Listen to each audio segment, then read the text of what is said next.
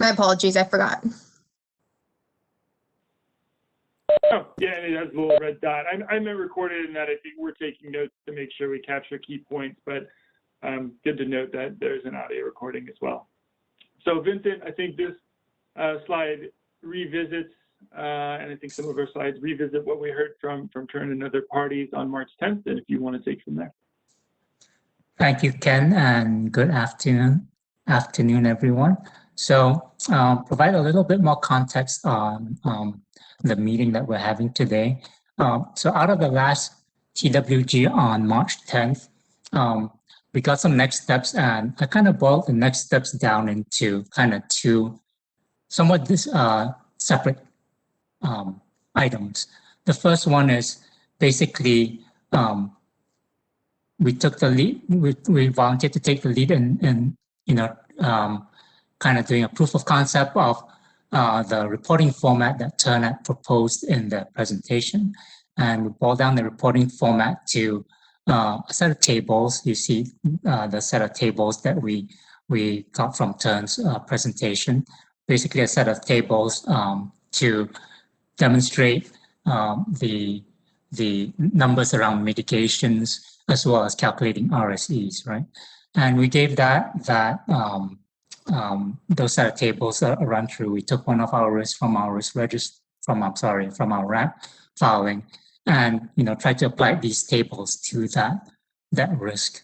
So that was basically the first kind of to-do that we got out of the last meeting. Ken, if you can move the next slide. So the other kind of item that we got out of the last meeting that this proposal addresses is Turn had put together a slide on transparency of uncertain inputs, and in that slide, these items were identified. It's taken from the presentation once again, and it kind of lists certain things that would aid in terms of transparency of the results and the inputs that we're using in our modeling. So that, I think, is the second item that's coming out of that meeting. So you see in the upcoming presentation that when we talk about the formatting, we talk about the presentation of information, that these two kind of concepts kind of woven together. And it's important to note that because in some sense, these concepts are I think they're a little bit separate. There's, obviously you want to have a standard reporting template. That's fine. And then there's also this idea of how to address the transparency. We've woven them together, but it's still important to realize that they can be separated out. So Ken, if you'd like to move to the next slide. Any questions so far? Okay, so first slide here is talking about, like I mentioned, the kind of two items floating out there. One is about this, what we've called a standard work paper template.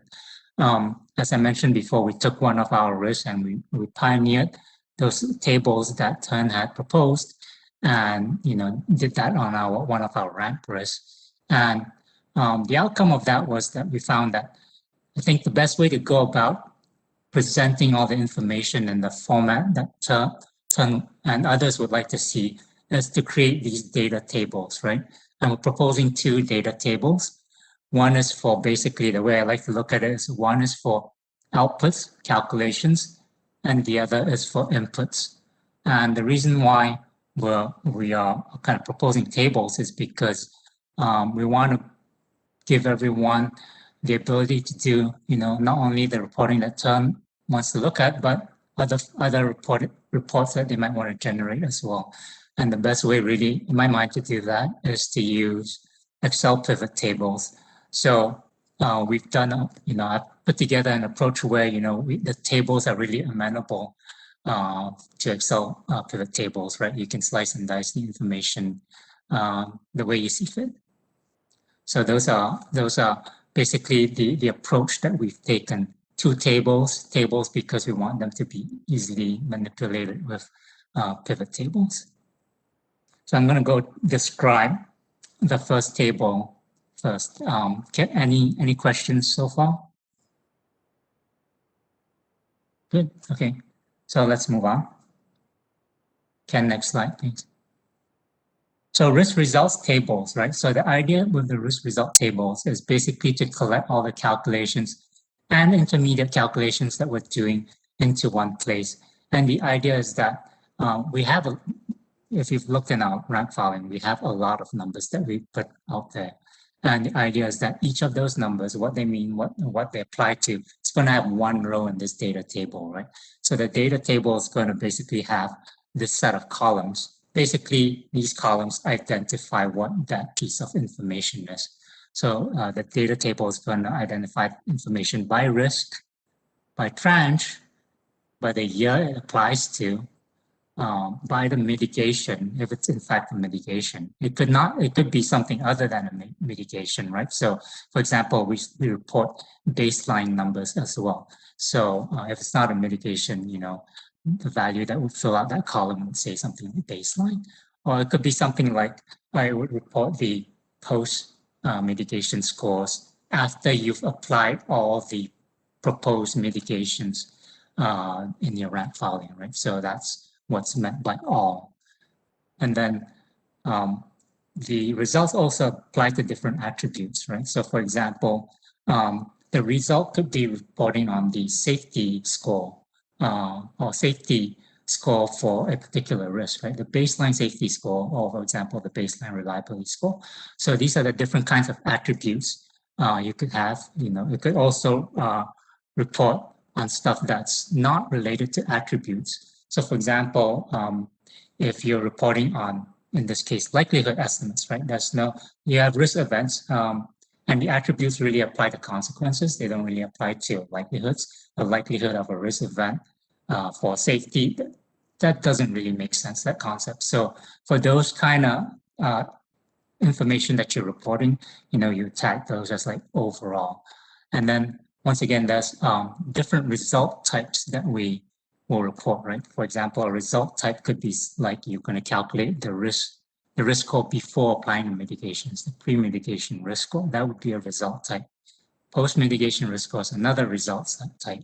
So those are those columns that you've seen that I'm describing so far basically identify the information, that the number that you're seeing that's in the value field here. So that's where you actually put in the number.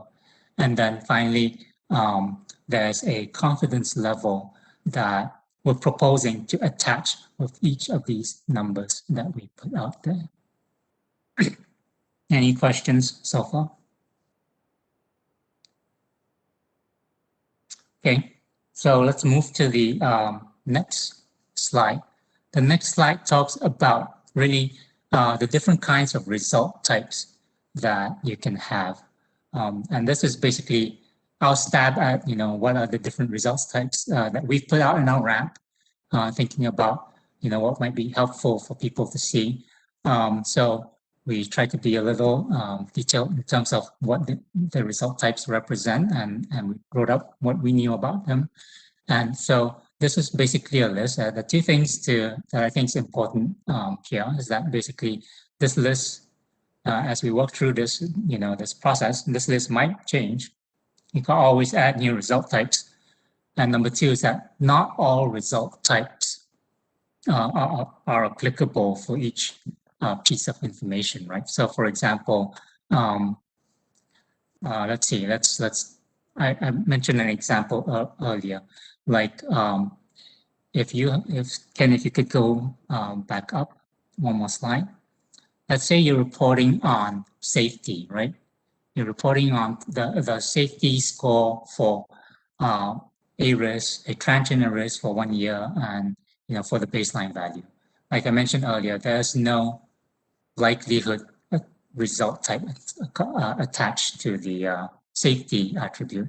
Another example is like when you're talking about cost, you know, there's no attribute attached to cost. It's just cost, right?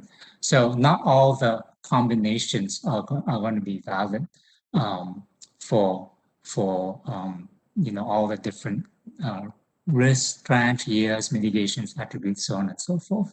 So we only report on the result types that make sense, and, you know, that's something that as we put together the filing, it'll be obvious what result types make sense and what don't. So Ken, back to the original slide.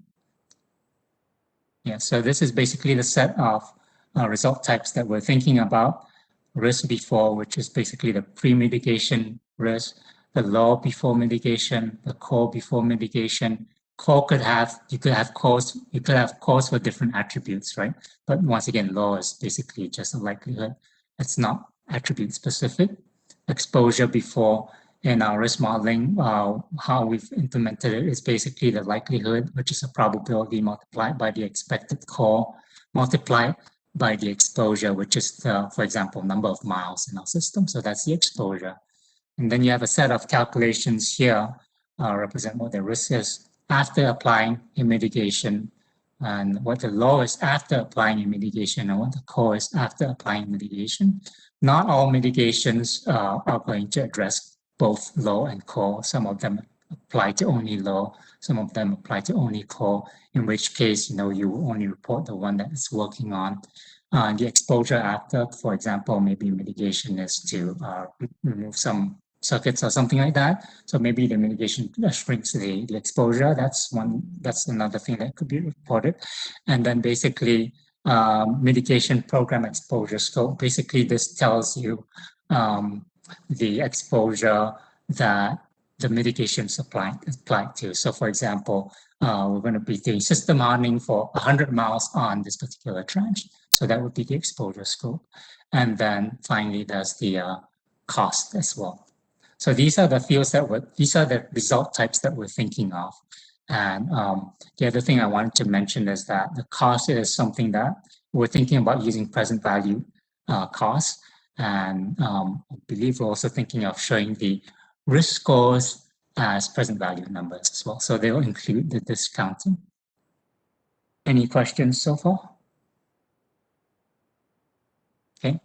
So Ken, or is it Josh? Maybe I can kind of give an example of the risk result table. So if I can get control of the screen.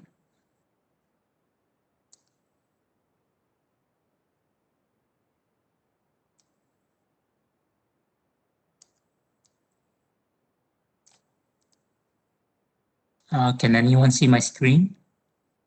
Oh, there we go. Application. Okay, here we go. We see you. I think you're. Yeah, we go. Okay. Can see my Excel, right? So as we provided on last week, we kind of provided an example of what this table would look like. First thing I want to point out is that the numbers here are purely illustrative. We haven't done this yet, so obviously I haven't put into production those. So these numbers are just for discussion purposes. You can tell that they're all contrived numbers, but basically the idea is just to illustrate what this table looks like. So you would see, for example, that each risk, would be listed here. The tranche in each risk, the risk that we chose was our large uncontrolled water release risk in our ramp filing. And basically the tranche, we tranched that by hydro facility. So the tranche is the name of the hydro facility. And then the year for that we're talking about, in this case, 2023, that's 1 year for each tranche for each. You can see the different tranches here, and then there's 1 year for each of those tranches. And then up here, you'll see basically different mitigations that we're talking about. So if it's not mitigation, it's just the baseline score, this fuel safety baseline. And then here you see the attribute that we're reporting on. And then finally, the result type that we're talking about. And also here you have the actual value. And then here you have the confidence level attached to that calculation, to this calculation. And then the justification for that confidence level and references to work paper where you can get more information on how this calculation was developed. So that's the idea for this table, right? So you can see that you have one row you have quite a lot of rows. In fact, I was doing some basic calculations here. If you look at basically like kind of listed out all the different columns that we had, just like we saw in the earlier slide, and the different result types that we have, right? So, you can just plug in here the number of different, for example, number of risks that we have. If we have only one risk, we have 8 tranches per risk. We run our models for 50 years, so I put in 50 years here. Let's say we have 5 mitigations, 3 mitigations plus the baseline plus, the post-mitigation portfolio. So that's 5 in total. Number of attributes, we have 3, we have 4. And then there's one more, that's the overall, so that's 5. And the value is 1, no change there. We're reporting on 9 different kinds of result types, right? So you just do the multiplication.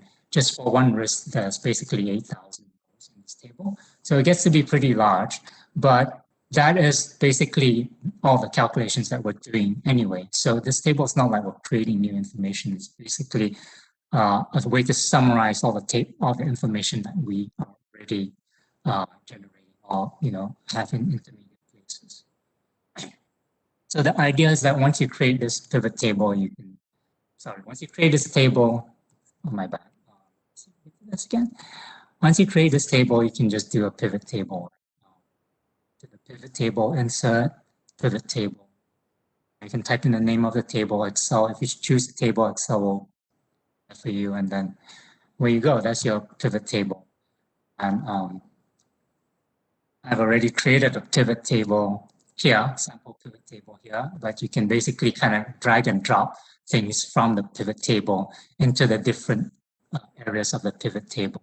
So you can take, for example, you just want to, let's say if we put all of our risks into just one table, you might just want to focus on one risk, right? So you could drop this in as a filter. And then let's say, we want to look at, as interns report, they have different years and different columns. So we could put the years here as different columns. And then here now we can basically say, oh, we want to look at, each mitigation on its own. So we could drop that in as a filter. So now you can select from these things, right? You can say, okay, now I just want to look at, low-level outlets mitigations. And for this particular risk, there's only one risk here. So you can do that, you can select that. And now you can basically say the values that you want to see are obviously the values. And then here now you can say basically what type of results you want to see. And drop that here, and now you can see the different kinds of results that are available here.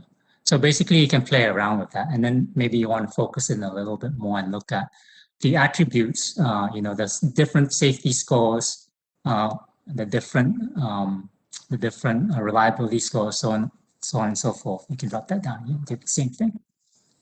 So basically, that's the idea of why we wanted to use it with a pivot table. You can do many different kinds of things here. You can flip, the y-axis with the x-axis, so on and so forth. And everybody gets, to do their own reporting. So that's the idea behind creating this data table. Any questions so far? Sounds pretty good. Okay, we're moving along pretty fast here. So if we don't have any questions on this table, I'll switch this, if we can switch over back to Ken so we can go back to the presentation.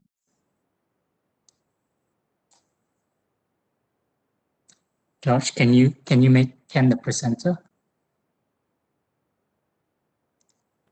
Yeah, passing it on right now. Thank you. Thank you.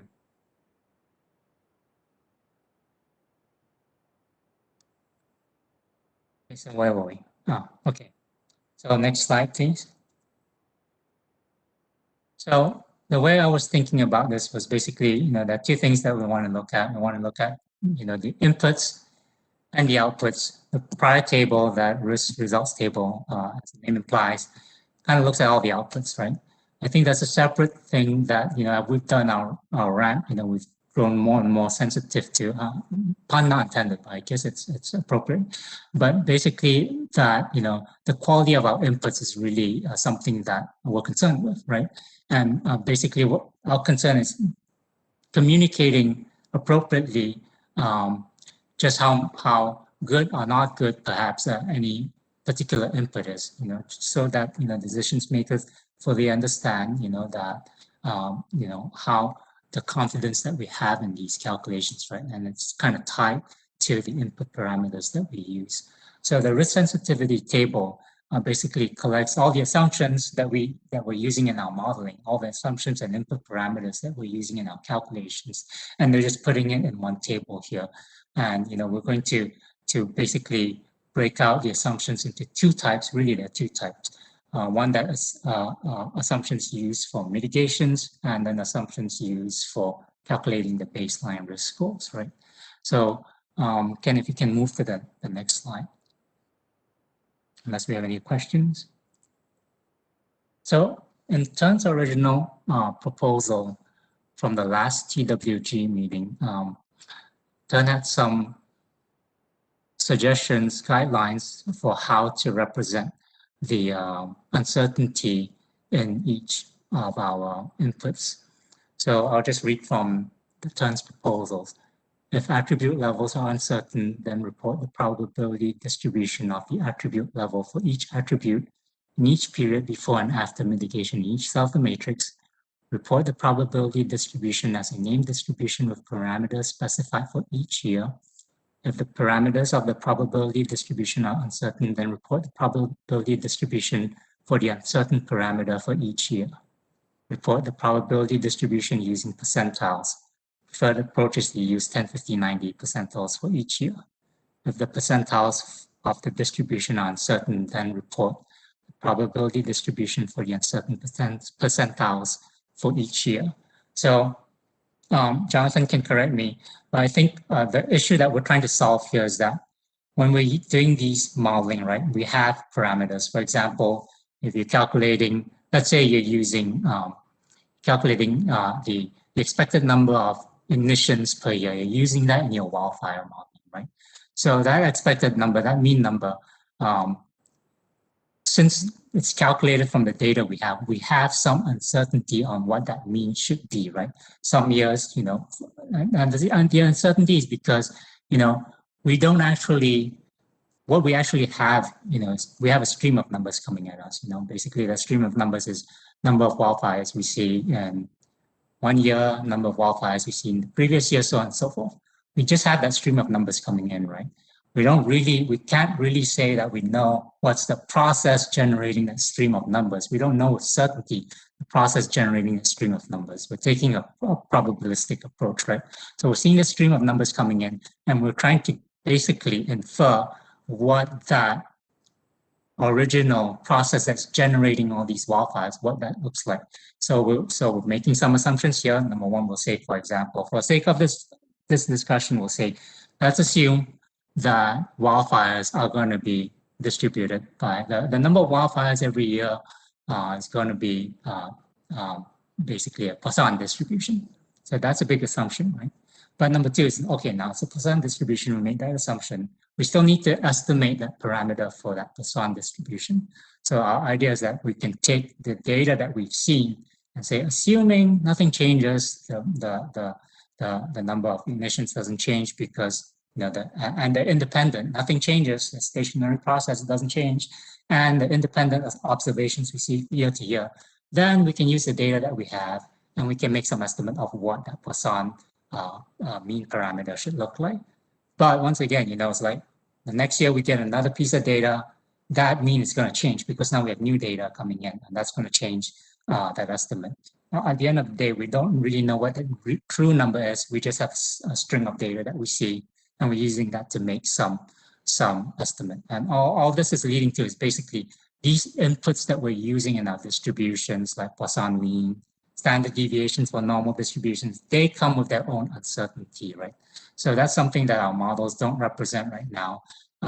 It gets a little bit even more complicated, more challenging, I should say, for mitigations, because in many cases, the mitigation that we're trying might be new, in which case we have no data. So somebody is making some estimate for that number, and there's truly some uncertainty because we don't know anything about it. We don't even have data just to do that, right? So the idea is that we want to be able to represent this uncertainty that we see in the inputs. There are really formal ways to do that. One is, for example, I think what Turn is alluding here is basically for these input parameters itself, you can attach a probability distribution to those input parameters.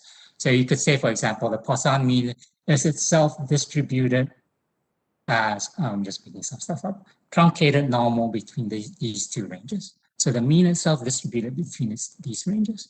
And then if you have these formal methods, then you can use something called Bayesian statistics to try and incorporate that uncertainty into your risk score.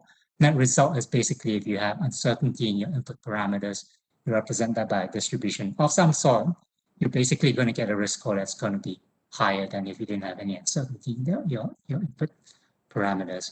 But the challenge with doing that is basically, I don't think that we're really at that stage to do that. So there are kind of two issues that's going on here, right? Number one is the necessary knowledge on our SMEs to get to that kind of formal discipline, that formal method. I think we need to work our way up there. And I think that's also another challenge. Number two is basically that we're dealing with a very large problem.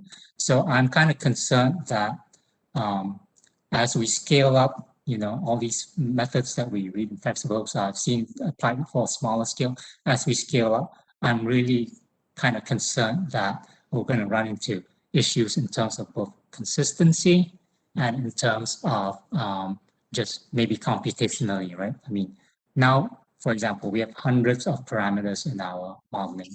We're literally hundreds, maybe thousands of parameters that we're using in our modeling.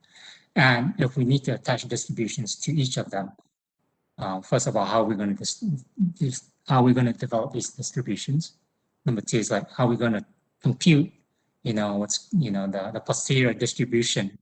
How are we going to use these distributions in our computations? How are we going to simulate all these hundreds, if not thousands, of distributions in our eventual result, right? So I think there's a lot of kind of challenge to doing that, and I'm pretty concerned about whether that's something that we can accomplish in a very short period of time. I think it kind of leads to the last kind of issue that we have, which is basically before we do that, I think we need to get a very clear picture of where we're trying to head with these numbers, right? How we're going to use these results. And to me, it's not clear yet. Even if we went full Bayesian, we did all this stuff. What would these results? How would we use these results, right? How would we use these calculations to that we're doing, all this additional work that we're doing? And I think that's something that we need to discuss first before we kind of embark on that journey. So our kind of intermediate step that we're proposing basically is, as far as uncertainty, we really want to use this opportunity to point out kind of two areas, right? In terms of our calculations, we want to point out the areas where there's potential for large changes in inputs, and we do that using the confidence level. And then we also want to point out basically potential for large changes in results, right? So the idea is that, okay, some stuff might change a lot, right? We may be really uncertain about some of the parameters we have. Next question we need to ask ourselves is, does it matter, right? So it's like, and that's what the sensitivity is going to help us to figure out, right? Okay, you might have, for example, a thing that has low consequence level, but if it's got really low sensitivity, if the results are really not that sensitive to this confidence level, then basically maybe we can focus our attention elsewhere. And I think that's important because I think at the end of the day, when we do this exercise, we're going to find out that we'll have quite a lot of areas where we're going to have low confidence in terms of in terms of both the results and the inputs. And I think we need to, and I think what this approach really helps us to do is basically identify those areas where we have low confidence and then prioritize the areas so that we can work on increasing the data quality for those areas. So that's basically how we see using these confidence levels and sensitivities that we're proposing. So I'll open it up to questions now. Yeah, hi Vincent. This is Katie from Turn. Mhm. I have a number of questions, but I think my first one would be a clarification. Is your concern that one, you're not ready for this level of rigor? Two, it's going to create too much data, or three, that you're not sure how it's going to be used? Because I heard a lot of reasons why, and I think kind of my response varies based on what is the driver for not providing the data now, because we've been identifying issues with the risk analysis for a number of years. And I guess I'm just a little surprised that the utilities argue they still are not able to provide certain data this far along in the process. Well, first of all, please realize that in Turn's proposals, what we're talking about, right? Some of the information that we're talking about is not data that's identified in the settlement agreement. So we're going above and we're going beyond what the settlement requires already. So this is, as we've worked through this process, we're identifying that data quality is an issue. So this is, in attempting to solve that issue, we need more data, perhaps, or we need more rigorous methods to solve that. And none of that's in place right now. Well, I push back on the idea that this is beyond the settlement, because in the settlement line 30 for sensitivity analysis, you say the utility will identify critical parameters and assumptions made in performing the risk analysis and explain why such parameters are critical. I'm not above and beyond that. I'm not disputing that. I'm just saying that to do that in a quantitative manner. So, for example, right? I mean, like the settlement doesn't require us to use Bayesian updating to do Bayesian analysis. The settlement doesn't require us to attach distributions around the Poisson mean or the inputs. None of that's addressed in the settlement. But doesn't the settlement, I mean, wouldn't you say that you, as the utility, have an obligation to your ratepayers to do things in the most correct and detail-oriented way? I mean, I guess I'm just hearing that doing a loose job of it is all right because the settlement doesn't say it must be quantitative right now. I'm saying basically that for us, we're identifying a new need, and we have to address this new need and intermediate steps.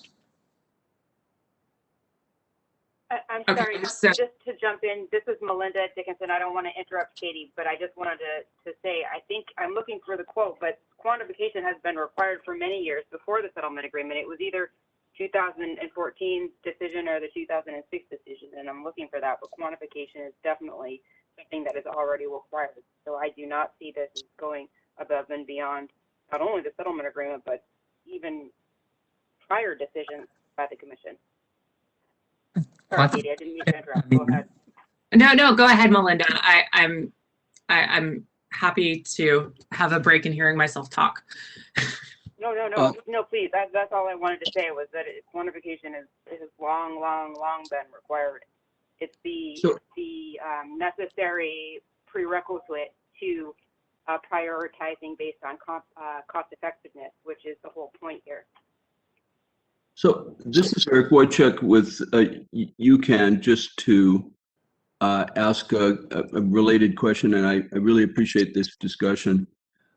The concern I've been having is that the modeling of the risk, the sort of physical models of fire, for example, and then what the risk is in various locations, it seems so hard to actually be accurate about that because you're modeling such varied geography and circumstances, roads and streets, access, water levels, humidity, blah, blah, blah. I mean, it looks impossible to me, and I'm a modeler. I've been a modeler almost all my career to understand that. So when we get to confidence level and sensitivity, those are the two things I'm looking for, but I'm worried about that connection between the modeling and the confidence of the modeling and the actual confidence level to explain the risk.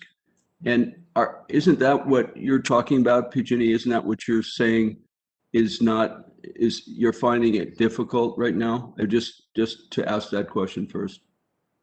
I think so, right? I mean, like, so what I'm mentioning is that our models are quantitative. They do quantify everything, but they make point estimates. They use point estimates in their inputs, and that's something that the settlement did not address. It didn't say that it was that we had to use a distribution or something. But as we're doing our modeling here, we're realizing that this is an important issue. So, and we want to move away from point estimates in our inputs, that's for sure. But at the same time, we're not going to get that immediately, because how do we right now, how do we describe the distribution around each of our separate input parameters? It's not possible, because we don't have the expertise, and I'm afraid of being able to scale up to large scale, to large problems like the size of the problems that we're seeing. As for sensitivity, what I'm saying here in terms of reporting sensitivity, if you look at the proposal that we put forward, is that this is a number that we feel that we can already generate out of our models in the next iteration of our models, I should say, that we'll be able to do that. So here we're actually proposing putting together, providing some numbers to report on the sensitivity. So I'm not sure what the pushback on that is, but I think. So Vincent, pardon me to just continue. So No I think there's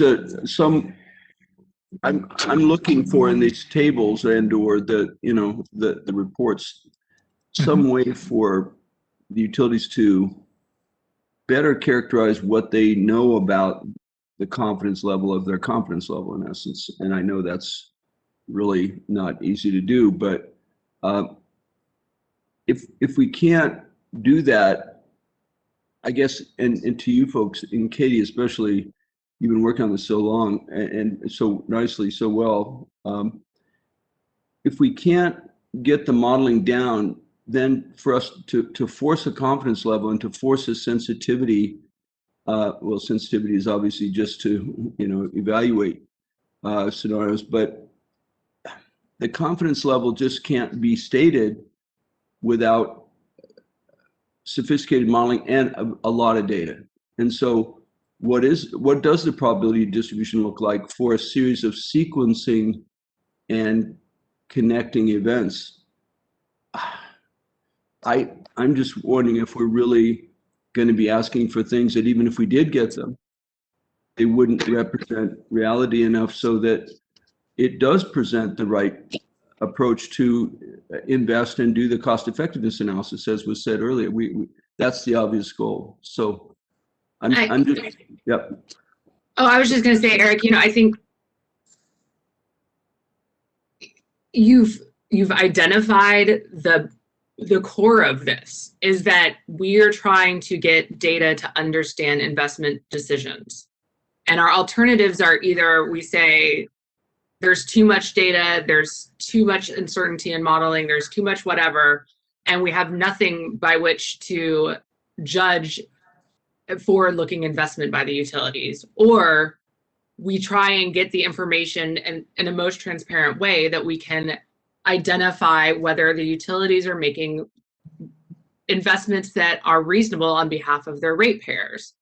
So it's sort of, I guess my thing is that we're having a march towards the future, and I'm just hearing, each time that the future is further and further away, but then I'm also hearing utilities know best, we can make all the right decisions, but we can't necessarily explain them.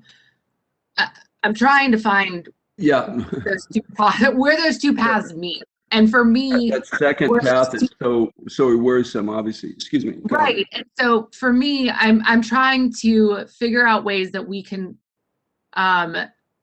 get that information, because obviously decisions are being made based on something, and the utilities are saying we've identified cost-effective ways of addressing our risk.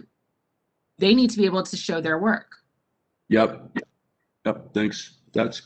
Appreciate that. This is Chuck. May I please follow up on what Katie was saying and in response to what Vincent was saying? We need to get the utilities to show their work. And there's something very odd going on here as I see it.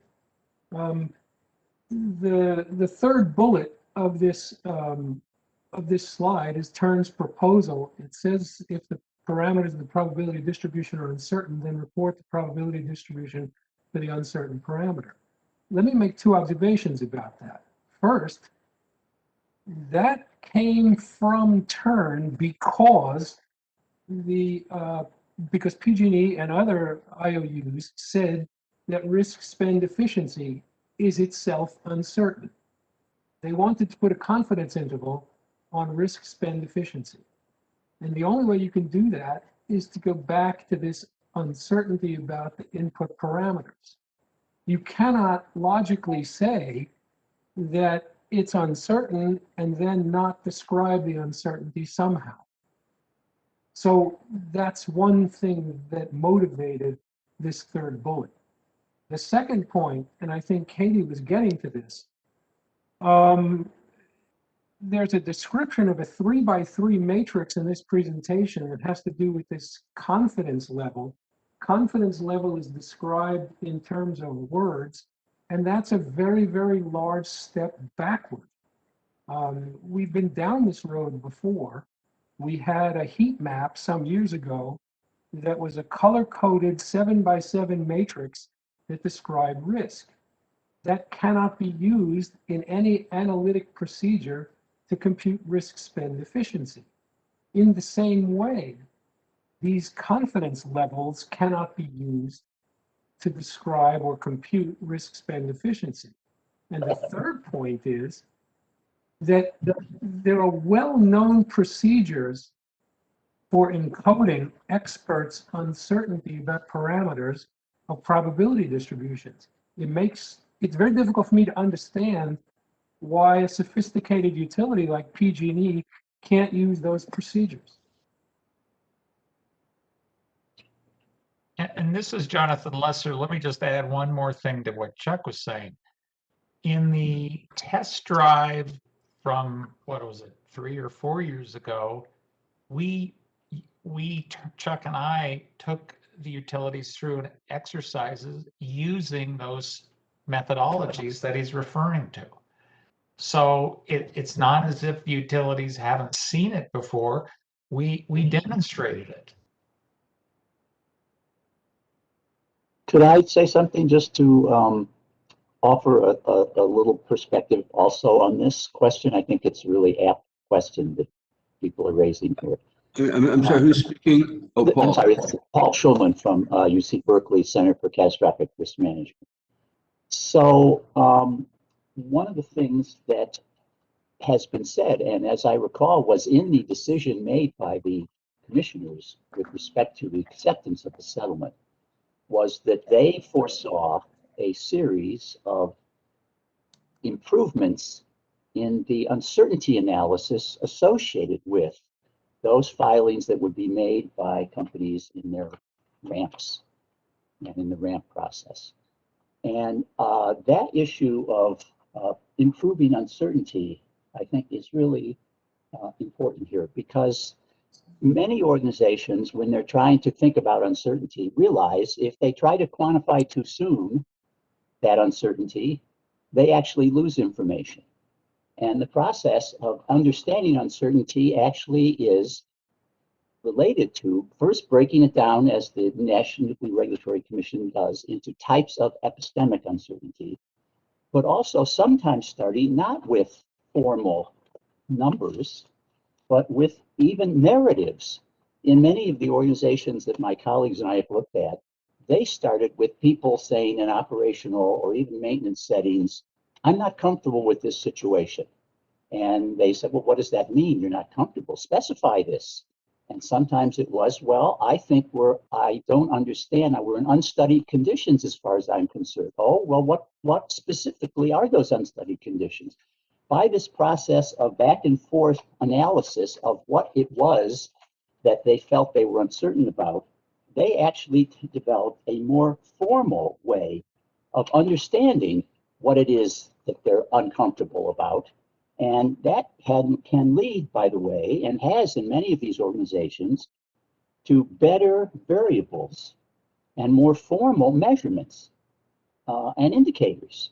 So I think there's a process here. We spend so much time thinking about the MAVF and other methods as methods of forensics to present in rate case arguments, or even methods of compliance with respect to the CPUC.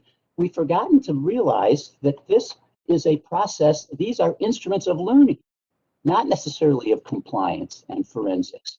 And so I think it's really important to think about what really are the uncertainties, try to characterize them first, even in natural language, then to go further and further and push toward metrics. And I think this certainly is the case right now. We are, through all of the progress that people see that has been going on in quantitative measures, the incompleteness uncertainty associated with these exercises is staggering. There are virtually no management metrics, safety management metrics. The CPUC doesn't even know how to regulate for safety management systems. And that is a huge gap. And so until we figure out ways, and this should be a huge project of developing better metrics for understanding the risks of managing for safety, including the information risks that people have in not reporting accurate information and characterizing those risks, we're not advancing by simply moving ahead to quantitative approaches without doing our homework. Paul, this is Eric Wojcik. Just to really quickly say, without the qualitative, in my short terms, I did qualitative thesis, then quantitative. Without doing it that way, we won't learn anything. We can't advance the quantitative. And so I thank you so much. I just want to refocus on the fact that this is about the utilities presenting their work in a general rate case and defending their investment decisions. And we can have a discussion about the utility learning, and we certainly should, but we also need to get to a point where the utilities are showing their work in the general rate case. And Paul, I also agree with you on the safety management metric. I think that's incredibly important and needs to be developed. But, unfortunately, we're seeing that, in the ramp, we were pushing back about, operator error and operational error, and we're not even able to get that included in as a ramp risk. So, it's about both things. If that makes sense. We need to be identifying and understanding in a qualitative way our uncertainties, but we also need to recognize that the utilities are spending a lot of ratepayer money, and we need a way between now and then to understand those investment decisions. So I just want to clarify that what you see before here is not in any way, the method by which we justify investment in our GRCs, right? What basically the idea here is to present another dimension, another piece of information to be used in that decision-making process. I'm not talking about that decision-making itself, just identifying and how to characterize this so that decision makers have that information available. And Vincent, I understand that may not necessarily be why or how you justify your investment decisions, but we're trying to get more information within those general rate cases to understand investment decisions and their impacts. Right. Then doesn't this? Then I would say that what we're proposing here goes to meet that objective that you have as well. Hello, this is Joseph Mitchell, Mussy Grade. I think, from what I've been hearing from the experts, I mean, I can see a path for improvements in quantification and formalism and, qualitative analysis that could be incorporated into a model, of the form that you've presented. What I'm having trouble seeing right now is how you incorporate external drivers that affect risk.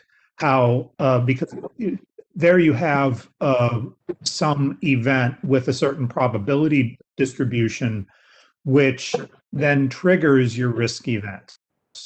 And so it comes down, and specifically, as usual, I'm talking about wildfire risks, where you have weather events that have some sort of statistical probability and then really affect the probability, say, of an ignition. So that using a Poisson distribution under those circumstances doesn't make any sense, because if you don't have a bad weather event, you're not going to have the dangerous ignition, and if you do have bad weather events, you could have a lot of them. And we could say that this is something you incorporate later, but it's not a second order effect. I mean, PG&E went bankrupt because of exactly this type of causal chain. So I think there has to be some sort of mechanism for incorporating that from the beginning. I don't quite see how to do that right now, given this analysis. Have you had any chance to put any thought into that?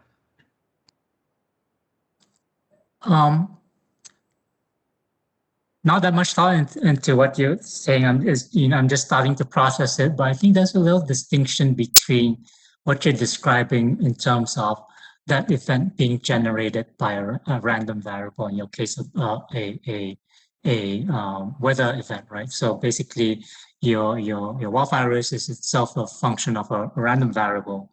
I think that's a little different, and I think that's something that we want to incorporate, and I think it's slightly different here, different kind of risk. That's the I can't remember what the name of the first risk is that aleatory risk that I think we're talking about. And then here we're talking more about the other kind of risk, excuse me, let me just look for the name of the risk that we're talking about. What is it called? Epistemic risk. Here we're talking about the epistemic risk. So I think it's a slightly different topic, but your point is taken that the weather itself is a random event that we need to account for. Yeah, I'm having trouble seeing why it's different in that if what we're trying to get is you've got a risk, probability, and you've got a consequence. Just looking at the pure probability side, your probability of, say, an ignition is going to be a function of external events. Okay, which have their own. It's more complicated than that, because you do have sort of a background noise of ignitions from squirrels and balloons and all the other stuff that happens. But then you also have periodic or driver events coming in with some sort of statistical distribution. Yeah, I'm sorry. I was going to say, I think at the end of the day, like you're saying, it's all uncertainty, but I think there's a distinction between different kinds of uncertainty. One represents uncertainty in the process itself, the random variation. The other kind of uncertainty represents basically our lack of knowledge uncertainty, right?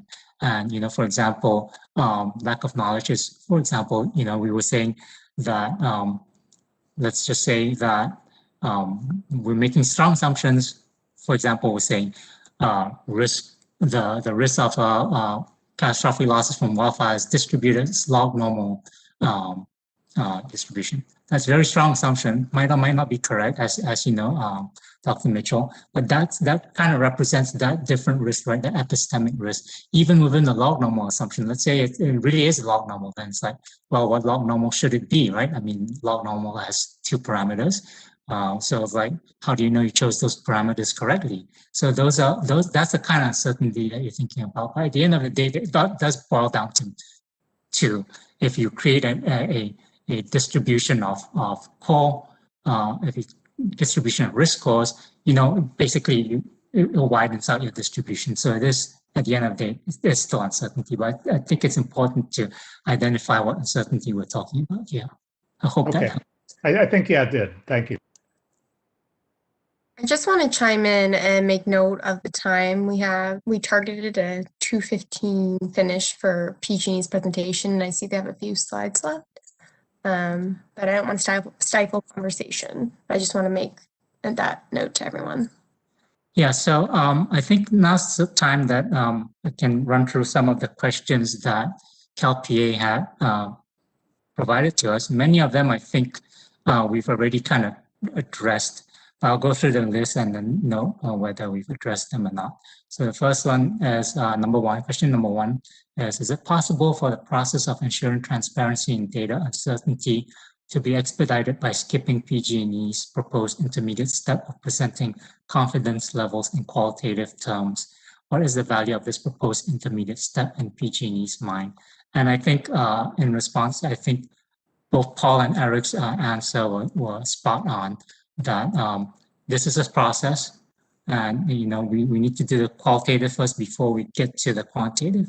To answer Dr. Feinstein's question, we can still produce RSE scores here for these, even with these confidence levels, but the RSE scores will just have a tag attached to them, right? Meaning that I have high confidence in this RSE score, I don't have any confidence in these RSE scores. In lieu of a formal confidence interval, I think that's where we should be right now. And then the next step would be, okay, if we don't have high confidence in that RSE score, why is that, right? What are the factors that lead you to have a low confidence in that score? And using our tags, you'll be able to drill down to understand what exactly is driving that low confidence. It could be that you don't have any confidence in some of the input parameters, and you'll identify which one you don't have confidence in, right? And so I think the idea here is for us to be able to just get a picture of where we stand in terms of this risk, what needs improving, what doesn't, what matters, what doesn't, right? And I think that's the first step. Is it the ultimate step? No, of course not. We want to go to the more formal methods, but like Paul and Eric mentioned earlier, I think it's a process to get there. But first of all, we have to be able to identify these areas first to bring up these conversations. Vincent, this is Jonathan. If I can just jump in for a second. Here's what I understand you're wanting to do, to say something, well, we have very little confidence in this input, etc., versus high confidence. If you have an RSC, suppose you have two programs, and you've got to choose between the two. And program one has an RSE of 3, but you decide that you have very little confidence in the number because of all the uncertainty. And then program B has an RSE of, say, 2, but you have very high confidence in that because you have lots of data, et cetera, and you're confident in the analysis you've done. How do you use this information to choose between the two programs? So, do you use it? I mean, I think my answer to that would be, this is risk-informed decision making, right? So basically, in which case, I think, for the first one that you brought up, the low confidence score, it's like we will need to seek other inputs, other factors to look at besides just purely the RSE scores before we move any further. And I think that's sound.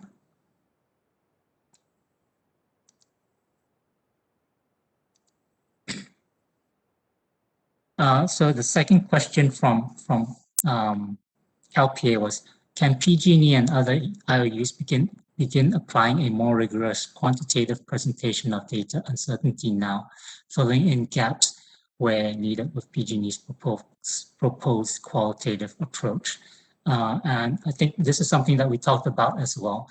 I think that this is a necessary first step we need to do in order to get to where we want to be. That like Paul and Eric mentioned earlier, but there's also technical issues that we're concerned with, and we have to take this one step at a time. So I do recommend that we just do this first. So moving on to the other questions, I'm jumping to number 8. My original intent was to address the questions in the slides where they're most relevant. So question number 8 was, does PG&E propose providing details regarding data uncertainty for specific litigations? example, independently distinguishing different types of circuit hardening and providing data uncertainty for each of these. So the idea is that we will provide these data uncertainty tags for each of the input parameters that we use. So if a mitigation uses different input parameters, it would have confidence levels attached to each of the different parameters that describe that mitigation for that tranche, for that year, for that risk, so on and so forth. So yeah, in a sense, the answer is yeah, we would be, if our mitigations are system hardening and circuit hardening and different kinds of system hardening activities, undergrounding, covered conductor, so on and so forth, and they each have different parameters, yes, then we would describe the uncertainty for each of these parameters and hence each of these mitigations. Number 9 of Cal PA's question. Does PG&E propose providing details regarding data uncertainty for RSEs and comparative costs for specific mitigations? I'm not sure what you meant by comparative costs. We are providing the cost. As for specific mitigations, we'll probably be doing them at the program level. So, the program, for example, be like, I know we've heard some discussion about what a program should be. So, I'm thinking that program would be at the level that we've done stuff at the wildfire mitigation plan level. So it wouldn't just be a system hardening, it would be the different kinds of system hardening, but actually getting down to each individual project is not what we're envisioning, but it would be at the program level. So any further questions? Should I move to the next slide? Let's move to the next slide. I think we're really running short on time here. So Ken, if you don't mind moving to the next slide. So these are the columns, once again, for the risk sensitivity table here. I don't think I'm sorry if I interrupt you, Vincent, just because I know that I'll just make it just really brief, but just as a quick response, because you just discussed some Cal Advocates questions, and I'll just make it really brief because I know we want to cover a lot. But first off, on the uncertainty, I understand that you don't have the data. However, I would just suggest maybe a thing to consider at this moment would be to keep your color-coded uncertainty, but at the same time, maybe add another field that could provide some level of quantitative uncertainty to the extent that you have it. To the extent you don't have it, it gets left blank, but it's just an off-the-cuff response to that. And then in terms of, let's see, the last item you were just discussing, what was the last question? I'm sorry. The last question, does PG&E propose? I'm sorry. On the hardening level of the program. So I know that, PG&E may talk about hardening that may encompass several different types of mitigation, for example, on circuits, whether it's going to be hardening that could be inclusive of undergrounding, covered conductor, multiple mitigations, perhaps. I don't know if those are good examples or not, but to the extent that those could be broken up, because they're, some of those mitigations can be very different. So to the extent they can be more granular, I think that would be very much more meaningful in terms of taking the results of this and then applying it to the rate case. So I just wanted to, since before you get off the topic and move on to something else, I just wanted to make that quick response, and I'll step back. Thank you. Thank you. Okay, noted. So I want to move on to the next table, and I don't want to describe all the columns in this table like I did the first time, but the idea is basically, I just want to point out that the sensitivity here, we're going to be basically what we meant by sensitivity, and to help us once again get an idea of whether how much this parameter matters, right? How much any one particular parameter matters. It's basically we're going to calculate, basically provide what's called partial first derivative, and basically that means I want to point that out because what that says is we're just going to hold everything else constant, all other parameters constant, and just change the parameter by a small amount, calculate the difference, and that's basically the sensitivity, right? So that gives you an idea. It's like, if I made small tweaks in this one parameter, how it would change our risk score. And that's a guide that I feel is a good guide to us identifying which are the parameters we should work on together with the confidence level type that we talked about. So that's I think that's the only thing that we have time to point out on this table. Any other questions? And Yumi shows all doable. We do a Monte Carlo thing on our model, but she shows me it's all doable. So it's not something we do right now, but it's something I think our models will be capable of doing in the future. So we talked a bit about the confidence levels. We understand it's qualitative, but that's not to say that it's subjective, right? And the idea here is that we want to have an objective method of tagging this data. And, this is a proposal of what, the objective method looks like. And, giving these objective criteria, what tag we would associate with that piece of data. And the idea is not so much, once again, we can go through in detail and think about, what these different categories, but the idea once again is we can't be quantitative about it right now, but at least we can be objective about how we assign those tags. So the kind of proposal we have is a kind of two-tiered approach. One is basically if the data is, we actually do have data for it. If we do have data, then there's a, we look at the next tier, which is basically, well, what kind of data do we have? If we have total internal data, that's pretty good. If extensive internal data, that's pretty good. We can, it correctly describes the situation. We see it's really relevant. Yeah, then we can assign a high tag to it. If we have a formal way to be patient about it, there's good industry data out there. We have consistent way of, developing the prior distributions for Bayesian analysis. That's pretty good. We can assume with that the data is high quality. If we have limited internal data, then maybe we have data, but it's not all that great. Maybe that's a medium quality confidence level tag. And then we move on to SME judgment, right? So if you have just one SME, he's making an estimate, then we would say that that piece of data is probably of low confidence. Similarly, if you have multiple, on the other hand, I should say, if you have multiple SMEs and they all reach a consensus on what that data value is, that input should look like, then we would assume that it has a high confidence levels. So once again, this is just a proposal of what our objective criteria comes up with. Welcome thoughts on what it should look like, or maybe it can be expanded and to fit more situations. But any questions so far? This is Eric Wojcik. I would just question the viability of SME judgment in a population that's you can't really define, and you can't really provide a statistical set of measures for. So it just, so you're saying, I just don't know. I don't know how any set of multiple SMEs stacks up on anything.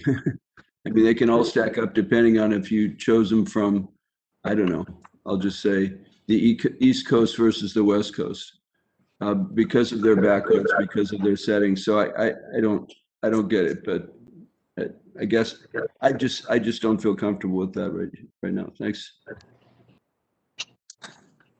Vincent, can I just also raise just a quick question with respect to the internal data? A number of retrospective accident analyses indicates that companies and organizations have been deceived by their own internal information. And so having internal data, even if they think it's good, is not necessarily increasing the certainty associated with an analysis. So here again is where it would be nice to have some kind of metrics with respect to and checks on internal information in an organization, so that when it, as you would say, well, it's good internal data, there would be some information already, quantitative it could be as well, to check the reliability of that information. Thanks, So- Paul. You made that my thoughts much more clear. That's what I was trying to say, and you said it so much better. Thank you.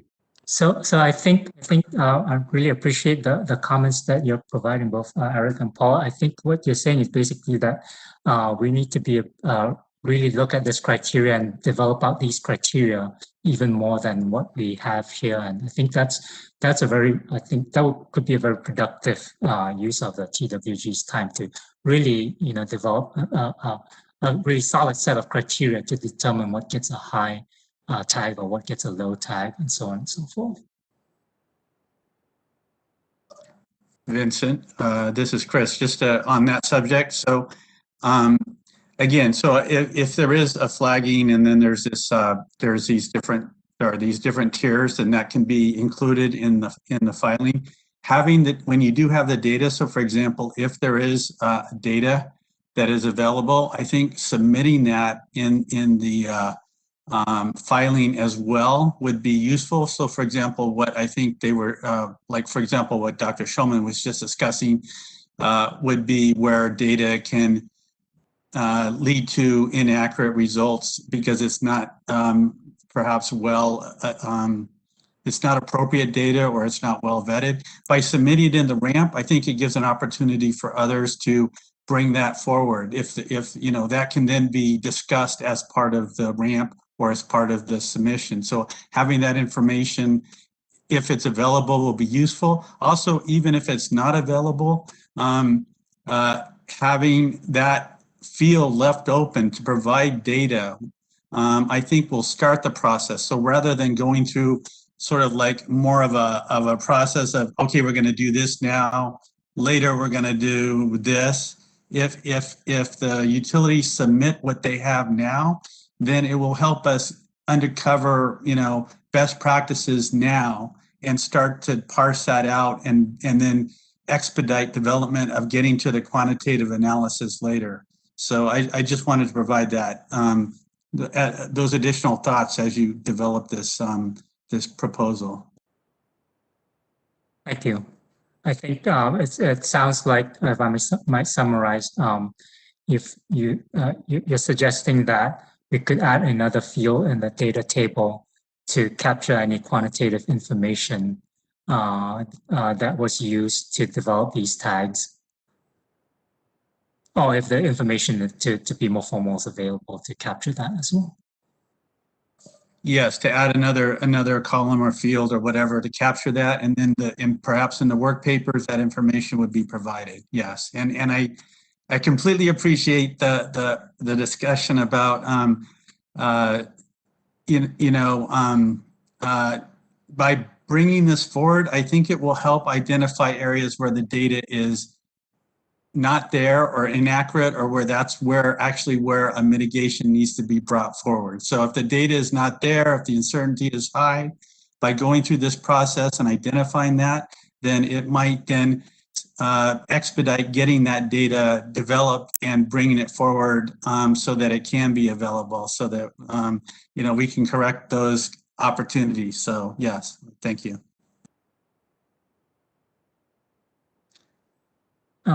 So I want to move on to some of the questions that CalPA provided as well. So question number 6, how does PG&E propose tracking uncertainty in default data entered when they do not have certain data? For example, PG&E does not know pipeline seam or well type, and defaults it to a certain value based upon an assumption. So I think that would be captured in this as that data is used, right? Let's say that data is used in developing a mitigation effectiveness parameters, right? And we're using default data, then I think, yeah, it would fall under the case where, we're not using any of our own data, we're not using industry data, and basically we're just using a single assumption, don't know where it came from, or maybe it's not a sound assumption that would probably get a low tag. So I think that having this set of criteria this objective criteria that's precisely the kind of situation that we want to capture, right? and I think that this tier criteria would help to do that. Question number 7, how may IOUs improve transparency and reporting the uncertainty of detailed asset risk data? For example, segments of pipeline and circuit segments. So I think it goes hand in hand with the comments that we've heard around tranching. As we get more kind of, and you know, I'm just thinking a bit about this problem. You know, it's not open to suggestions as well. But I think as we do more tranching of our risk, you know, we get more granular about it. You know, when we go down that level of granularity, you know, we'll have to be making even more assumptions to go down that level of granularity.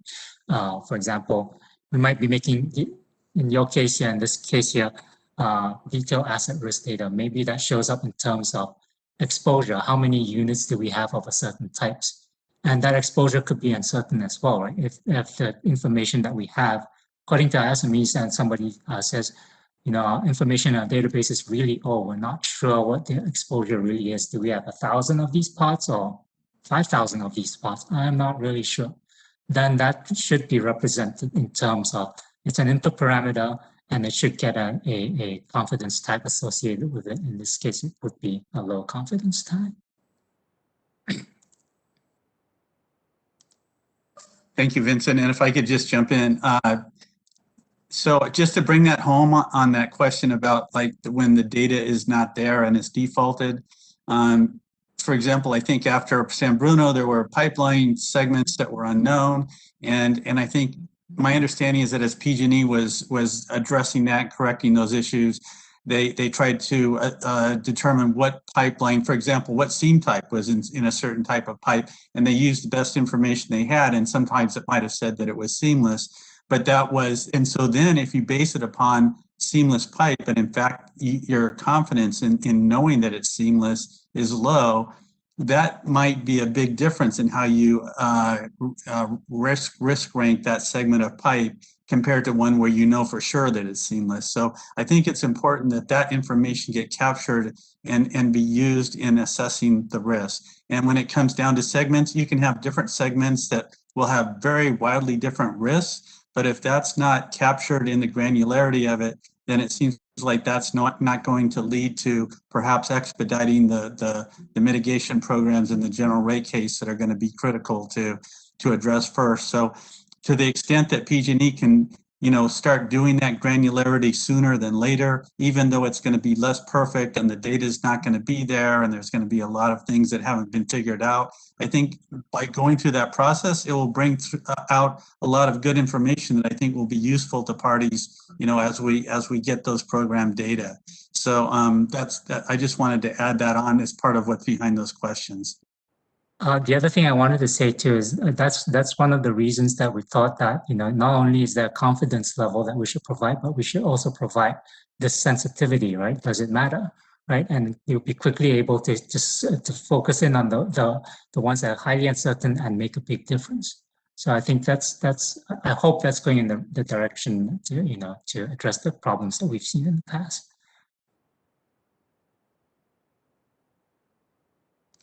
Let's move on to the next slide. The next slide really is talking in terms of how uncertainty propagates from inputs to outputs, right? So basically, we are starting with qualitative tags here, you know, high, medium, or low. And basically, you know, the question is basically like, if you have a bunch of data, some of them are great quality, some of them lousy quality, low quality, what happens to your end result, right? So the criteria we propose here is very harsh, very, very strict. You know, only if you use, you know, high quality data throughout will you get a result that's a high quality data. If you have low quality data in any of your calculations, you're likely going to end up with a low quality result. And yeah, I think, you know, when I first thought about it, it's like, wow, man, that's harsh. You know, it's like, but I think, you know, I think about it, I think it makes sense because it truly represents, you know, it's always better to be to be conservative in these things. And then number two, it doesn't mean the end of the world just because you have one low quality indicator, because now at least with our proposal, you can trace back towards the calculation or the input that's causing that has that low quality tag attached to it, and address that, right? And determine whether, take steps to see and do further analysis to see how you can address that low quality. At least you have a guide to help you figure out where you should go next in terms of improving that result. So that's why the propagation criteria is very harsh. But I do think that's the right thing to do.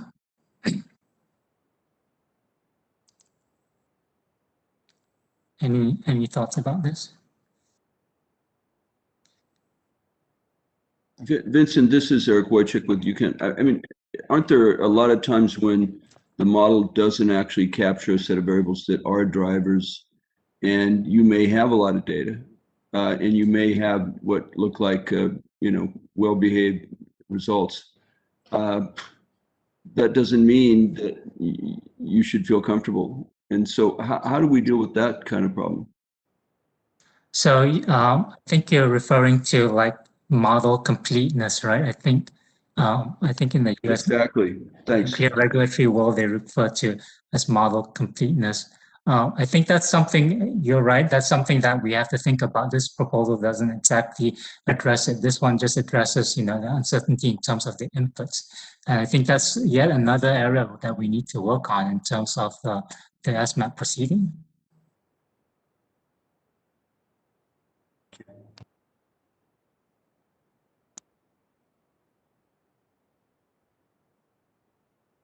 How do we know we're using the right model? I think that's a question. That's a very good question.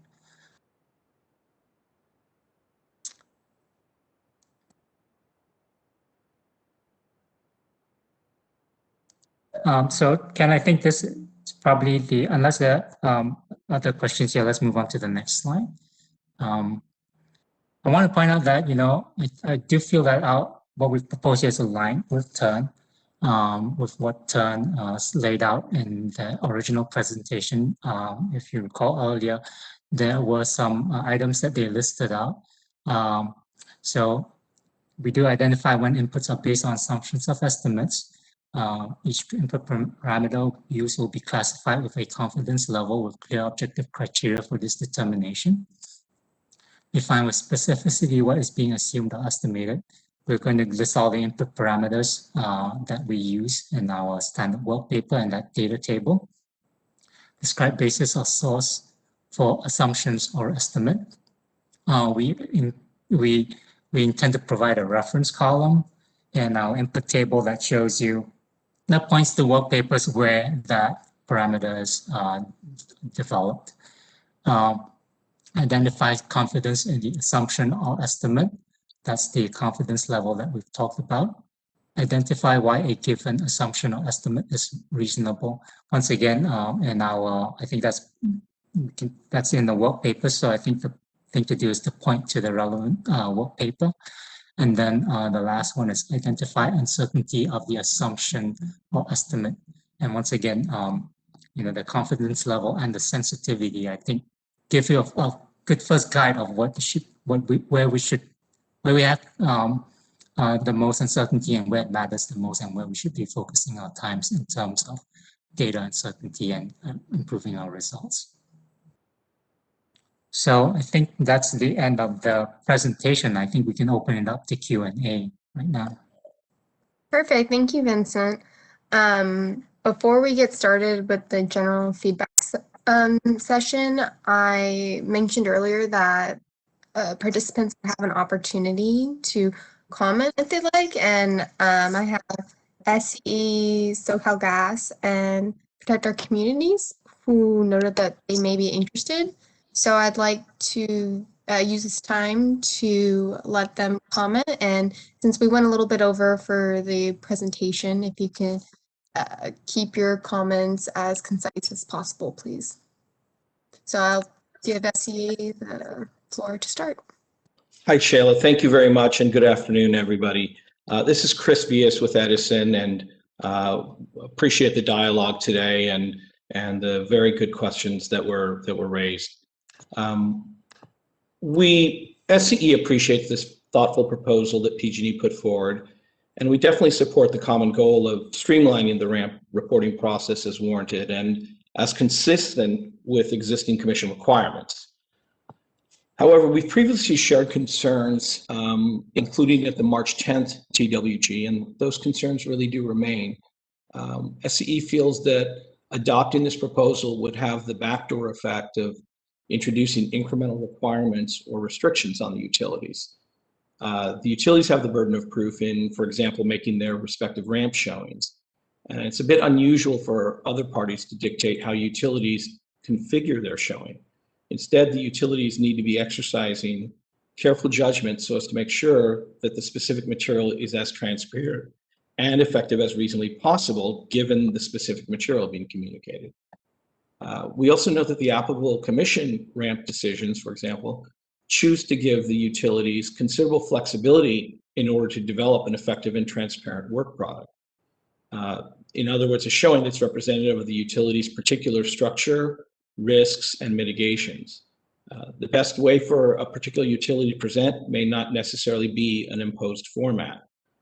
In those decisions, I mentioned the CPUC carefully outlined the requirements that need to be contained in a ramp and then left it to the individual utilities on how to put together and design the ordering of a particular showing that would address and comply with those requirements. And so we honestly view the proposal in a sense as a bit premature, and we're not sure in SCE's case the value that it's intended to bring compared to the burdens. And let me give an illustration. In the course of SCE's last ramp and SCE's last ramp to GRC integration, there was no problem identified by ED, SED, other arms of the CPUC, parties in SCE's ramp, or in our GRCs that relates to ramp integration. There was no problem identified that warranted some type of change or course correction from the actual current standards laid down by the commission on what should be in a ramp.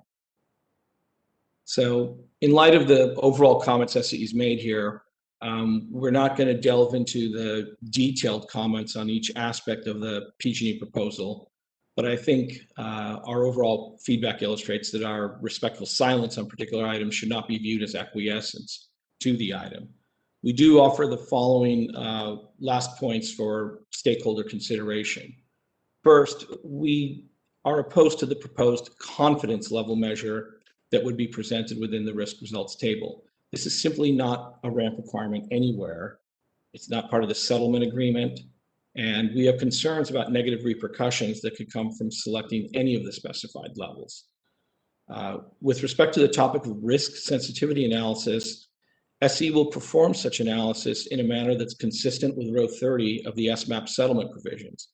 We intend to perform and provide risk sensitivity analysis if two criteria are met. A, it's specifically requested by a party per the SMAP settlement provision, and B, completion of the analysis can occur through reasonable efforts. Try to be as brief as possible. Thank you very much, Shayla and CPUC team. This is Katie. Can I ask a quick clarifying question? Yes. Okay, Sheila. I just was hoping that Chris could expand on his comments related to the last ramp, considering the SCE, if I'm correct, did you guys implement the settlement? I thought PG&E was the first one to implement the settlement. And so wouldn't the discussion be a little bit different this time? I'm just trying to understand that point. You're correct that SCE, because of the timing of it, we were not required to fully put in the settlement agreement provisions because they're simply the nature of the timing of the CPUC approval. Although the logical point remains the same, is that no one has identified, a problem of the transparency of SCE showing. Well, I mean, I don't know that this is the proper time to get into the argument, but I mean, I think Tern had some concerns and how it rolled into the GRC. So I just wanted to flag those as well. Turner had certain comments. I don't believe that, are you speaking to our GRC? I'm just saying, I don't want to, my silence on this issue, because I was not involved in that case, does not mean that we thought the transparency was acceptable there. And I know that we had concerns about the way that our feedback on the SCE ramp was integrated in the ultimate GRC proposal of SCE. I appreciate what you're saying, Katie, and your silence is not interpreted in any way as acquiescence to what SCE is saying. In answer to your specific point, the nature of our last ramp showing, the comments came in at, not due to any parties being delayed, just the nature of the schedule. SED's review was a little bit delayed, and that pushed the comment period back. And by the time we received feedback and comments, we were, pretty advanced on the GRC showing. As a result, as we stated in the ramp, we would address parties' comments as we could, but we weren't promising anything.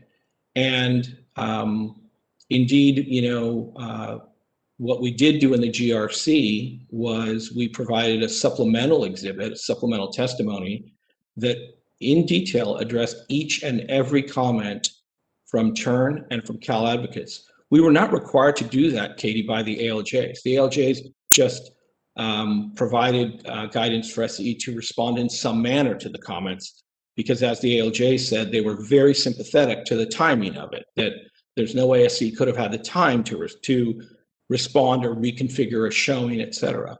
And after we provided that supplemental exhibit in the GRC, there has been not any comment from TURN or any other party that it was inadequate, and there was no such discussion of any kind at the evidentiary hearings or in the briefing.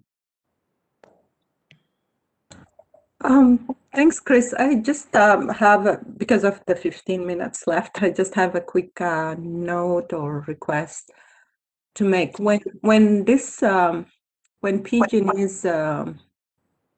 proposal or document comes around on the 23rd for distribution to the TWG members, can you please, as much as you can to help us through this process, all the TWG members kind of flag specific areas of either agreement or disagreement, so we can understand consensus versus non-consensus items that is rich throughout this whole process. That will be very helpful for us here.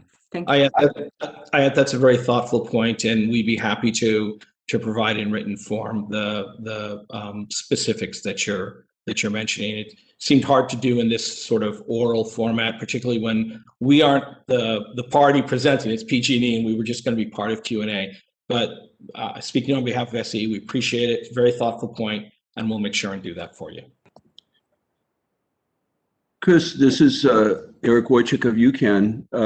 Thank you for your comments. Can I just make a quick question? Ask a quick question? If it's okay. Sorry, I should have asked.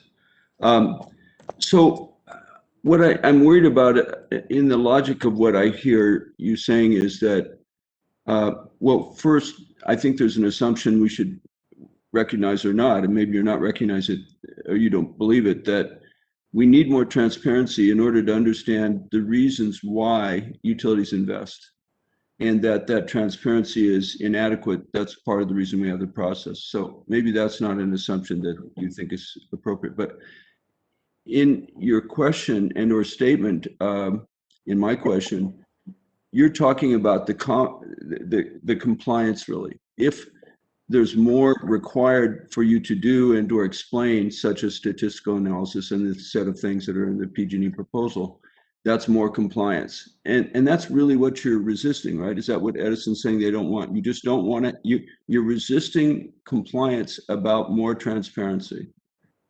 I don't think that's accurate. And what you're claiming is compliance. The only agency here that can put in a compliance requirement is the California Public Utilities Commission or any other regulatory body or legislative body. So it's not a matter of compliance. It's a matter of the CPUC sets down requirements, and the utility needs to do what is necessary to have the best showing that's most transparent, that's most understandable, that's most thorough, while still staying at reasonable length and at using reasonable efforts at ratepayer expense. I'll give you an example though. In our currently pending rate case, Eric, there was feedback from parties in prior rate cases that certain items were a little hard to understand. We weren't required to do it, but we completely reconfigured how we were going to present our GRC because we listened and we felt it would be more effective to present in a certain way so that rather than here's the CSBU request, here's the T&D request, we organized it by work mission so that you see all the money being spent on the mission, whether it's being spent by the T&D folks or the CSBU folks or others. And if there had been a restriction on that, that would have been a very difficult endeavor. Instead, SCE could move nimbly at the start of the preparation of our GRC to do that. And we received, I believe, positive feedback informally on what we did. So just an example, I appreciate where you're coming from, but we aren't resisting compliance. There's just a process for that compliance, and that is the regulatory agency takes evidence and input, particularly evidence, and then decides what the requirement is, and then the utilities or any other regulated party complies. But granting, doing things according to how a party in a case may wish, that is not a compliance item. Thanks, Chris. Thank you, Eric. And I don't mean to suggest that we don't appreciate the dialogue with parties to find, if we can find common ground, et cetera. I'm speaking just about the larger process, but I appreciate your question.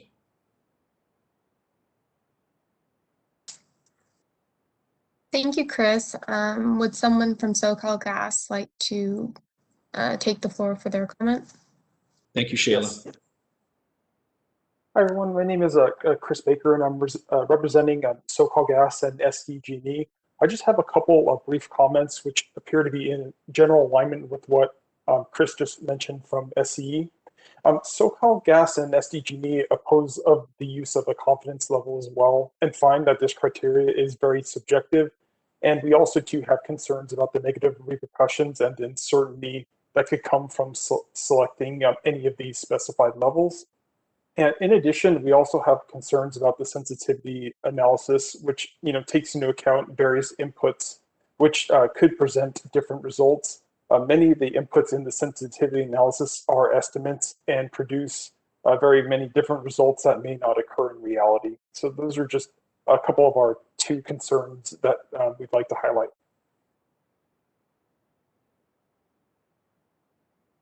Thank you, Chris. Does anyone have any questions for him? Well, this is Eric Wojcik. Just real quick, Chris, I don't want to ask the question because I already asked it, but I hope SoCalGas will consider it later. I mean, the problem from my view is we need more transparency, we need more data, we need to have compliance to get that information. I would just say the confidence level and sensitivity are really going to be key where it's possible to do that. And we need it or we're not going to get more transparency. So consider that, please. Thanks. Thank you. Yeah, of course, we're open for discussion. I also want to point out that it's always our intention that the criteria to determine these tags be as objective as possible. I think it will welcome discussion in this group to develop that objective criteria to address your point about the tags being subjective. Thank you.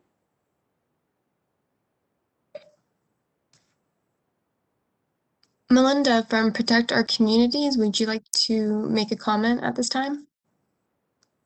Yeah, thank you. Hi, this is Melinda from Protect Our Communities, and I had three kind of comments / questions, but I first just wanted to push back a little bit on our colleague Chris, what he said about how it was typically supposed to be the regulatory agency that is giving the input and not parties, but I just don't understand that because the commission has been giving input on this stuff since 2014 and then repeatedly again in 2016, then again in 2018. then again in the context of the wildfire mitigation plans in 2019 and 2020.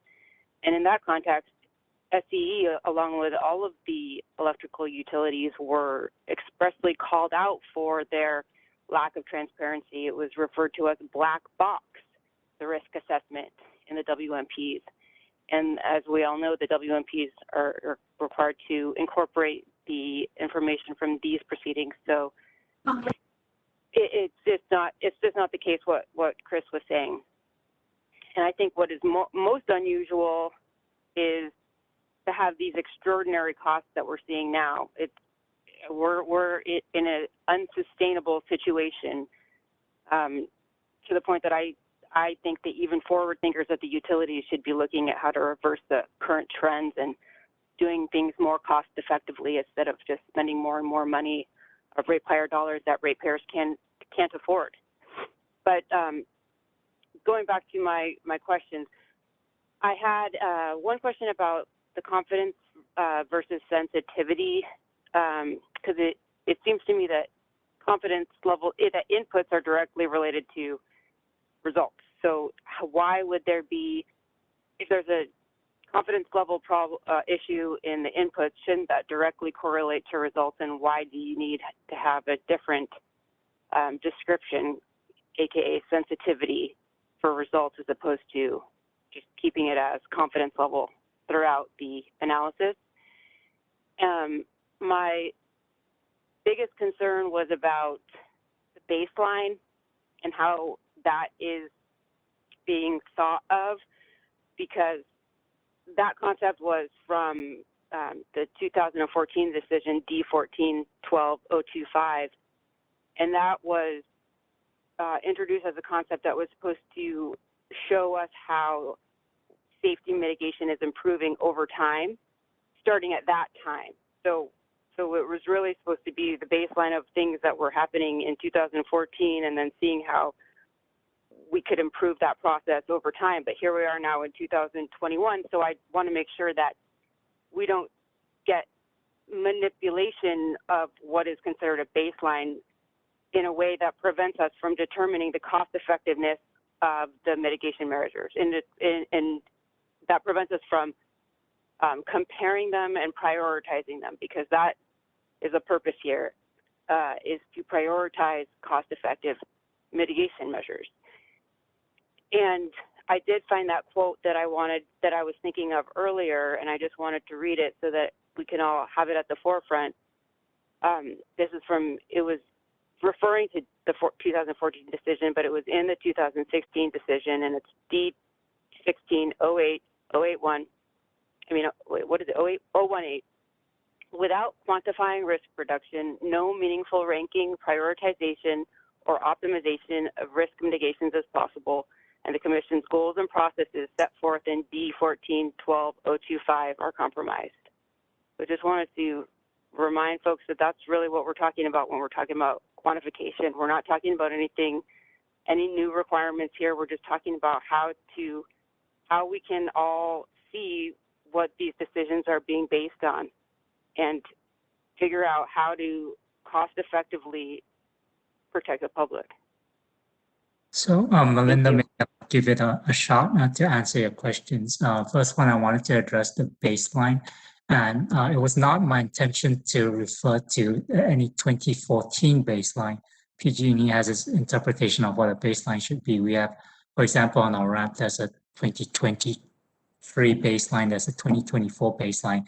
It's basically what the risk looks like taking into account all the things that we've planned to do, but already, but not including the stuff that's been proposed, right? That's what we call baselines. It's a little different from what the 2014 decision was referring to. Yeah, that would be my concern. I mean, so I'm not familiar with PG&E's ramp, so I can't speak to PG&E directly. But for example, if that would be concerning in the context of SDG&E and SoCal Gas, because there's so many different mitigations that have not yet been considered for cost effectiveness, that have not been compared against one another, that have not been shown to be prioritized.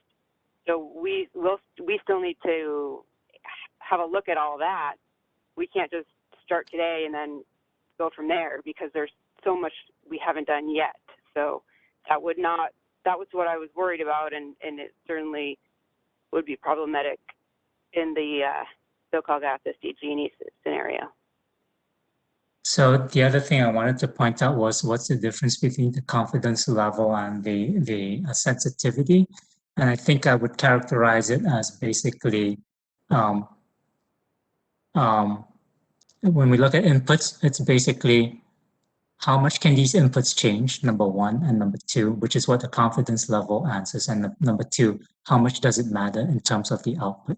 So I think those two are the different things, right? For example, you could have a wild variation in input, but the input parameter doesn't really drive the outputs too much. After you put it into the machine and you crank the handle, you could have an input parameter that changes 100%, but only changes the risk score by 0.1%. So that's why I think you need these two measures, these two tags, these two pieces of information to really prioritize and understand what's driving your results.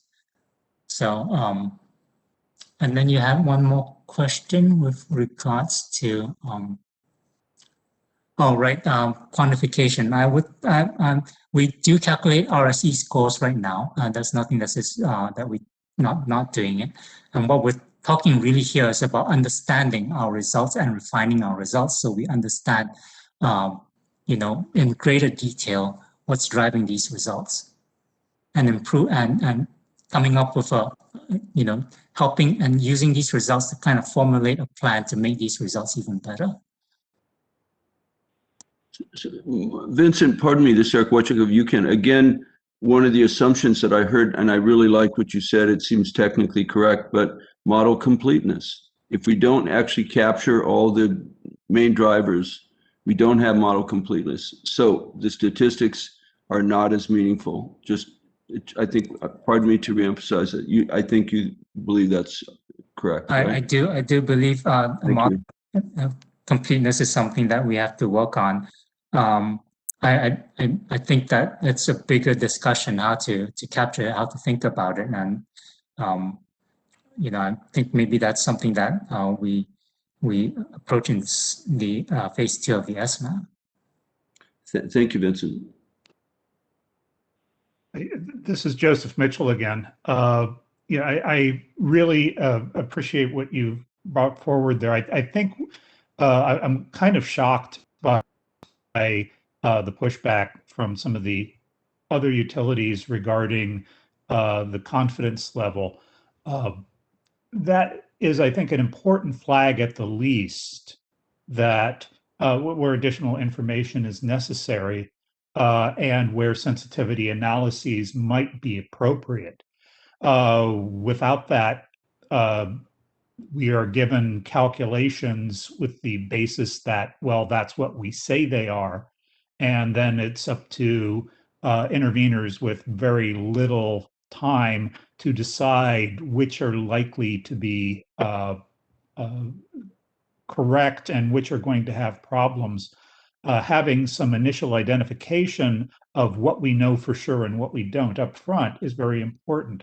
I agree with Chris Parks's proposal of doing an initial quantification of those would even make it better, and I think that should be added because that then allows you to actually perform RSE calculations in comparisons based on incorporating that confidence level, even though yes, they're not going to be particularly accurate to begin with because we don't have good distribution models for what these confidence levels mean. But start with something that's generic and then work toward the specific and the quantification over time. As far as the argument that this isn't appropriate under the settlement agreement, we are in a new phase of SMAP. And the original settlement agreement was designed to set the groundwork and the framing of the ramps for the period until they were reevaluated in the following SMAP, which this is. So this is a perfectly valid time to be discussing structural and formulated or structural changes to the settlement agreement and potential improvements to it. I think that's completely valid. Thank you.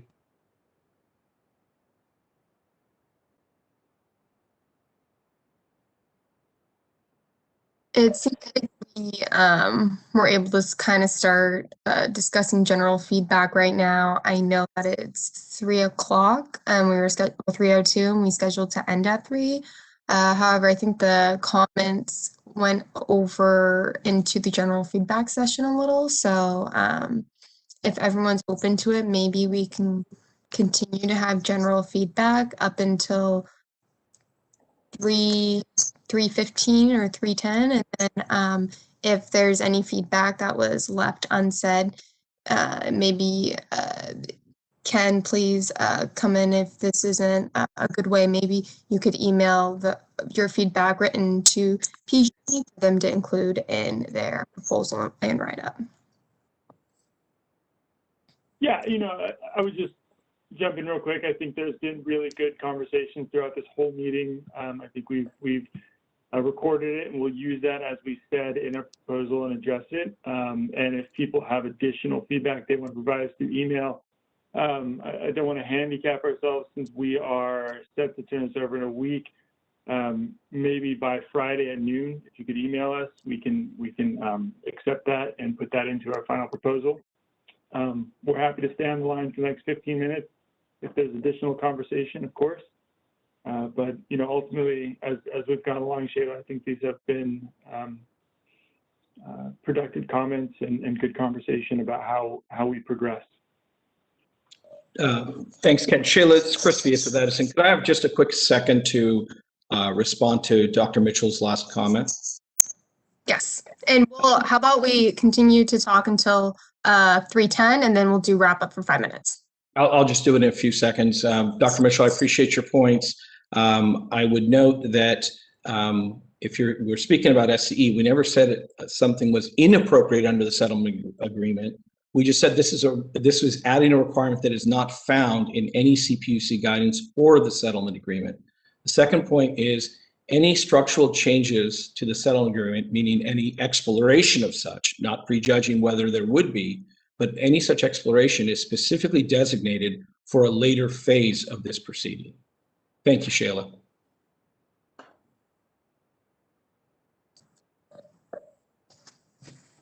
Thank you, Chris. So anyone who has additional comments, feedback, or questions, you have about 6 minutes. This is Chris. First off, I just wanted to check. Ken, what is it this Friday at noon you were requesting something? I just want to be clear on what you were saying. Yeah, so Chris, we're trying to capture what we've heard from parties for this proposal that we're due to send out next Wednesday. So to give us a chance to incorporate that in our final version of the proposal, we'd ask that any kind of follow-up from this meeting be provided then, and that will be incorporated in the proposal.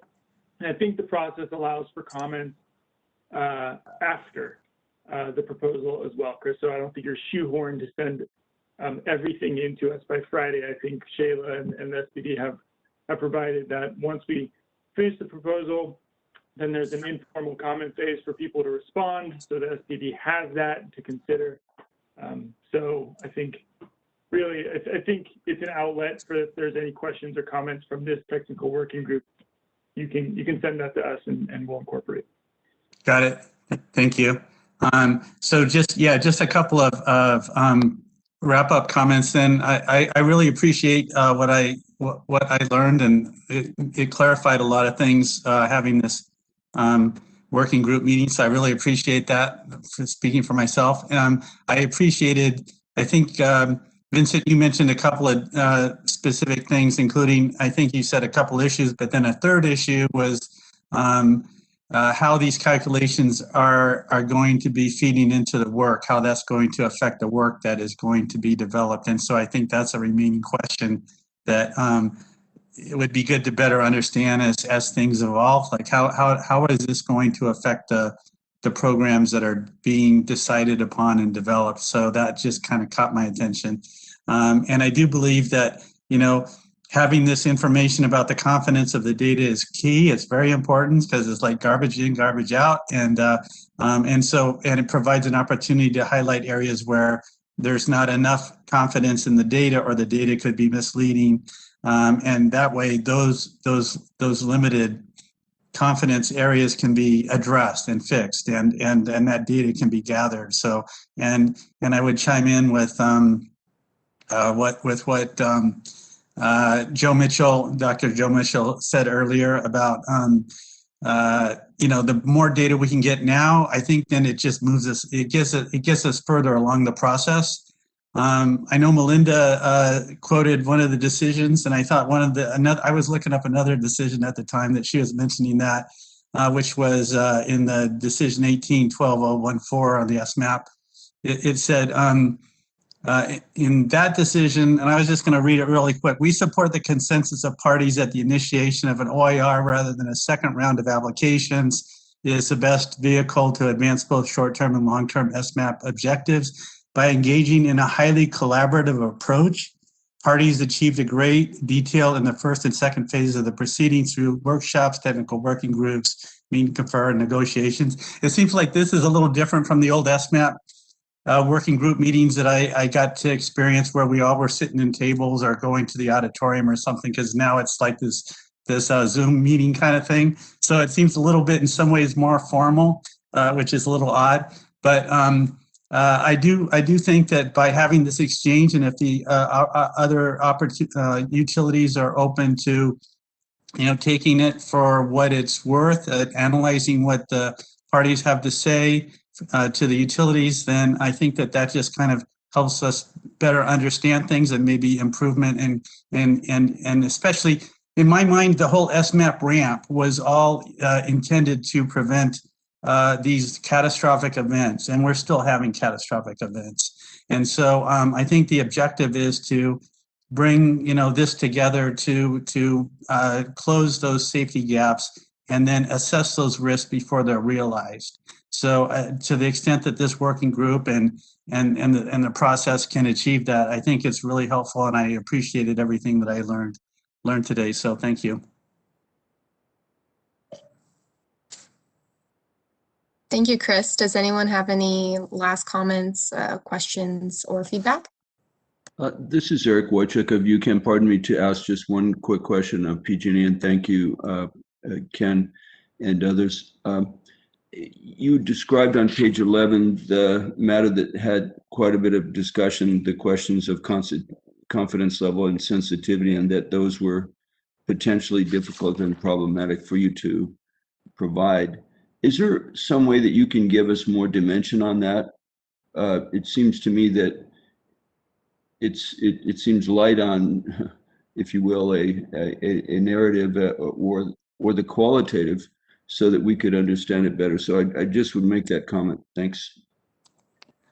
I'm sorry, could you clarify a bit, Eric? Are you mentioning you would like to see more reasoning why we're going down this approach? I'm not sure I understood the question. Actually, what are the barriers to the real barriers, specific barriers in some context or some specific way, so we can really understand why you're concerned about using the confidence levels and the sensitivities? I mean, I didn't really get a sense of that. I substituted one idea, which was model incompleteness, but Right. yeah, and I didn't really see that you gave us a real context and sort of what those barriers are. Moreover, then there's obviously the question of how can we overcome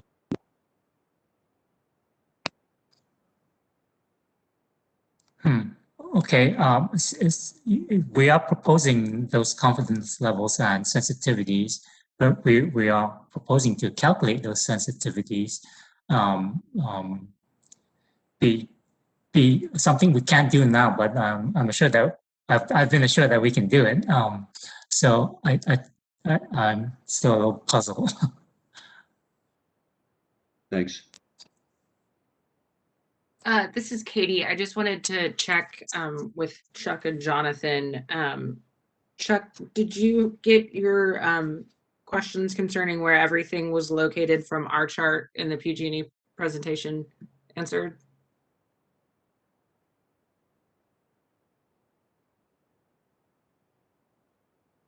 Chuck?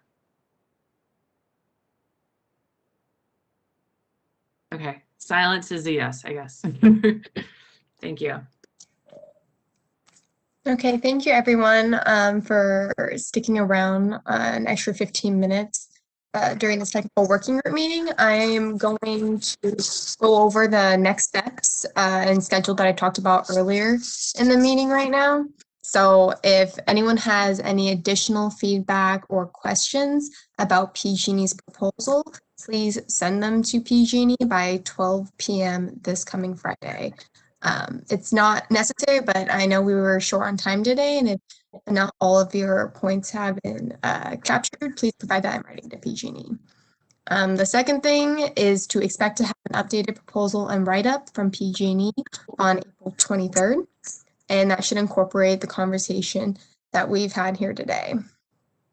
And then finally, in response to PG&E's proposal on the 23rd, please send any informal feedback you have on the proposal to SPD by May 7th. I will send out a follow-up email to the group reiterating these dates. But with that, does anyone have any questions? And Ken, do you want to add anything? Shayla, I just wanted to mention for the May 7th date, the TWG can circulate their comments to all TWG members, including SPD, their feedback, the informal feedback on PG&E's proposal. Thanks. Definitely. And do you want to reiterate what you said earlier about the comments? I think you mentioned it to Chris about identifying areas of consensus and all. Yeah. Please, everyone, when you, if you are providing informal feedback to PG&E's recommendations, can you please specify what you agree and disagree on? So for us, it will make our job easier to understand consensus versus non-consensus items of any unresolved issues that we need to address further. Thank you. This is Chris. Do you want that by this Friday? Well, what's the juncture where we should provide that? May 7th. Okay. I'll make sure. Thank you.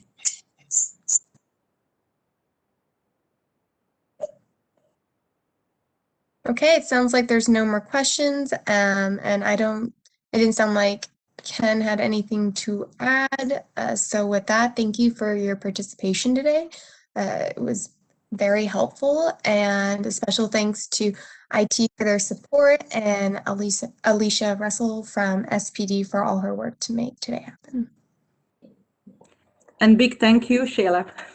Yeah, thank you, Shayla. Thank you, Shayla. Thank you, CPUC team. Thank you. Thank you all. Thanks, everyone. Talk to you soon. Bye-bye. Thank you, everybody. Goodbye.